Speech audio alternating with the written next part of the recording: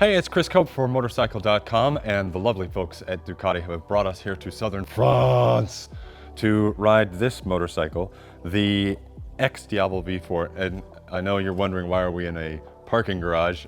It started raining just a few minutes ago, but the rest of the day has been absolutely beautiful. Gorgeous roads, gorgeous scenery, and a gorgeous bike. Really been enjoying it. If you know anything about the previous generation Diavel, XDiavel, you're probably thinking two things about this bike. You're thinking, I'll bet that's powerful and I'll bet that's expensive. And you are correct on both counts. It is 168 horsepower. And in the God blessed United States of America, this will set you back $29,000 starting price. I'll be honest, $29,000 seems like a lot of money to me. I was riding along trying to think of a comparison, and the comparison that I came up with was, I will bet that Dusty Rhodes didn't get paid $29,000 to fight Ric Flair at Starrcade 85. Probably not the comparison that you would have made, but that's what came to my head. If Dusty Rhodes was here, he'd probably say, $29,000, baby. 29,000, these are hard times, Daddy, hard times. Why would I, the son of a plumber man, pay $29,000 for a 168 horsepower cruiser motorcycle, Daddy? Well, the answer's kind of in the question there, Dusty. It's 168 horsepower, take my money. But also the other answer is that it's not a cruiser. Now I know Ducati says that it's a cruiser, but it's not. The only thing that is really cruiser-like about this motorcycle is the riding position. You got a feet forward, wide bars, and that's where cruiserness begins and ends. It clearly doesn't look like a cruiser. Can you imagine putting ape hangers on this thing? It just wouldn't work. When you sit on it, it doesn't quite feel like a cruiser. When you fire up the engine, it doesn't sound like a cruiser. When you're on the go, it doesn't feel like a cruiser. It doesn't cruise like a cruiser. It doesn't hustle like a cruiser. It doesn't corner like a cruiser. It doesn't stop like a cruiser. Now, for a lot of people, the people who are going to buy this bike, those are selling points. Those are positives. And just because it's not a cruiser doesn't mean that's a bad thing, but it's not a cruiser. And if you are a dyed-in-the-wool cruiser fan, move on. This isn't the bike for you. If you are someone like me who is a fan of the genre, but can appreciate other bikes, you might feel a little bit weird about this bike because, as I say, it doesn't have that cruiser feel to it. And without being insulting, at some point as you're riding this, it kind of occurs to you that perhaps the people who designed this motorcycle didn't really like cruisers. They wanted to do something completely different with the genre, and they've attempted to do that. If you like the genre as it is, you might go, I don't know how I feel about that. So let's just put all of that to the side. Not a cruiser, not a sport bike, not a roadster. It's kind of in a category of one. It's an XDiavel, and it is a very nice machine. And as I said, from aesthetically, you can see it is a gorgeous bike. It really is a sexy thing. The only thing that I don't like is this front end. And again, that's probably using my cruiser brain. Doesn't look very badass to me. It looks a little bit like a cross between a Suzuki Bergman and a Suzuki B King. But everything else, everything else is really nice. One of the things I really like is this exhaust. So in the modern world, so many manufacturers, to meet emission standards, they have to put these enormous, basically garbage cans on the side of their motorcycles to meet emission standards. And Ducati has dealt with that and gone, okay, let's just make it a feature. Let's just make this thing a big, beautiful exhaust, and it's really cool looking. I really like that. That's a real highlight for me. The seat is massive, initially very comfy, and it's very cosseting, but you can't move around in it. And so after about 45 minutes, it can get a little bit uncomfortable. The passenger seat, Ducati says that it's 50% larger than the previous Diavel XDiavel.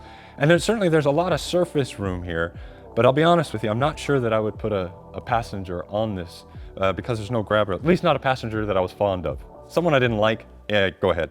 But there's no grab rails, and it tapers off in the back here, so there's not actually a lot of usable room in the passenger seat. But you know what?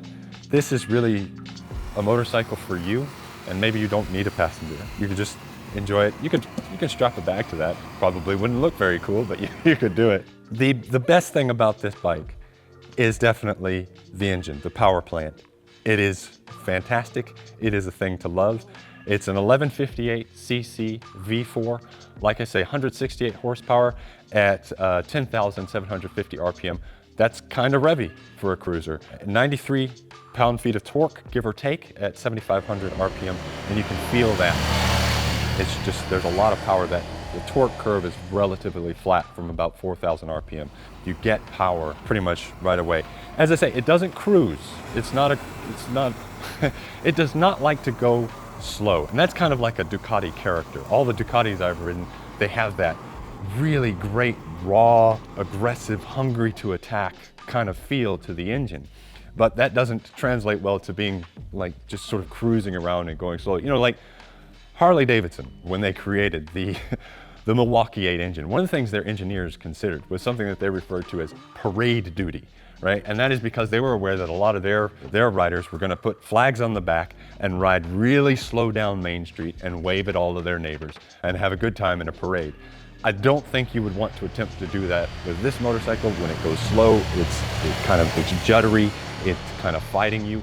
It feels like it's almost angry at you for going so slow and not using it to its full potential. Once you get going, it's a hell of a lot of fun. Like I say, it's got a lot of power, and man, the ability to break the law on this motorcycle is, it's just so easy to find yourself breaking the law. You're just riding along. Oh, I'm going really, really go to jail speed. And it's an addictive, powerful machine. Having said that, the rear cylinders will cut off at certain points, right? So, and exactly when those points are is kind of dark magic. It depends on the speed, it depends on the revs, it depends on the gear. I think it depends on the external temperature, it depends on your throttle input. There's all this kind of stuff that goes into it. So it's difficult to determine exactly when the rear cylinder is going to kick in. But I found on a few occasions, like especially when I was going through a corner, and I like to hold a gear probably longer than most people. And I would have a situation where the engine was kind of throbbing a little bit, and it was almost like I was doing that. And initially I thought perhaps that I was just being, heavy-handed with the throttle, but really paying attention to it, I kind of get this, I don't know, it's difficult to explain. And it may be something that you wouldn't experience because you might be a different rider. But as I say, everything else, it's a great engine, very, very enjoyable. There is a quick shifter with this. And the only thing I'll say about the quick shifter is that it works. Whether it works well and whether it works consistently, I'm not sure. Personally, I got a little tired of it after about 15 minutes. That's fine because the clutch pull on this is incredibly light, and so you don't really need the quick shifter anyway. Handling. The handling of this motorcycle is brilliant. It is excellent. Like the engine, that is really the main selling point of this thing. It's a big old machine. And if you're used to riding big machines, I like big bikes. I like cruisers and I like big adventure bikes.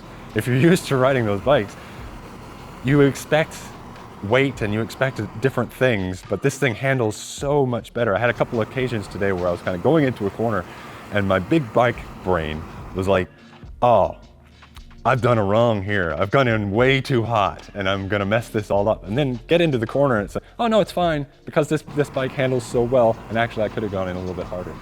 It's light, it's nimble, it kind of messes with your mind how easy it moves around. And part of that is because it only weighs 505 pounds wet, which is pretty impressive for what is a physically large motorcycle. And it handles reasonably well in the rain. This big rear tire gets pretty slippy on the wet. I gotta kick around a little bit, but you do have traction control and you do have all of these riding modes, and those certainly help. Brakes, also excellent. If you were a cruiser guy, you might say that they're a little bit aggressive, but really, who's gonna complain about being able to stop? It's very, very good motorcycle. Tech, there's a lot of tech on this motorcycle, as you would expect. A TFT screen here that's really easy to see. That is to say, it's really easy to see when you are looking at it, but when you are riding, it's kind of just a little bit out of your view. And so you have to kind of look down away from the road to be able to see the TFT screen. And there's a lot of information on there, so you kind of need to know what you're looking for before you start looking at it. Not too complicated in terms of the handlebar. 1, 2, 3, 4, 5, 6, 7, 8, 9, 10 buttons. 11 buttons. Maybe that's a lot, I don't know. It doesn't feel like that, it doesn't feel cluttered. It all looks really, really, really good. When it comes to the tech, you know what you should do? you should go to Motorcycle.com and read the article that I'm going to write about this, because there's going to be a lot of more depth, a lot more explanation of everything, rather than me just sitting here trying to remember it off of the top of my head. Overall, this motorcycle, as I say, is an excellent motorcycle, an enjoyable motorcycle. I enjoyed myself on this bike, but I would say that for me, it's not my cup of tea. And that is because I am aware of the Multistrada V4. The Multistrada V4 has the same engine. It handles a little bit better. It has more passenger space. It takes luggage better. It has weather protection. It's all around more useful. And in the US, its starting price is $10,000 less than this motorcycle. So for me, if it was just me, I'd be choosing the Multistrada. But it certainly doesn't have the appeal of this bike. It doesn't have the sexiness. It doesn't have the aspect of you just wanting to look at yourself. And I guess in that way, it is a cruiser. This is a bike that you want to be seen on. It's a bike that when you park, you're gonna look at it, you're just gonna stare at it and look at all the nooks and crannies and everything. Very good bike if it's your kind of bike. As I say, go to Motorcycle.com to read the full article. Reading is good for you, Daddy. It's good for you. Go to Motorcycle.com to read the full article. Thanks for watching. I'm Chris Cope.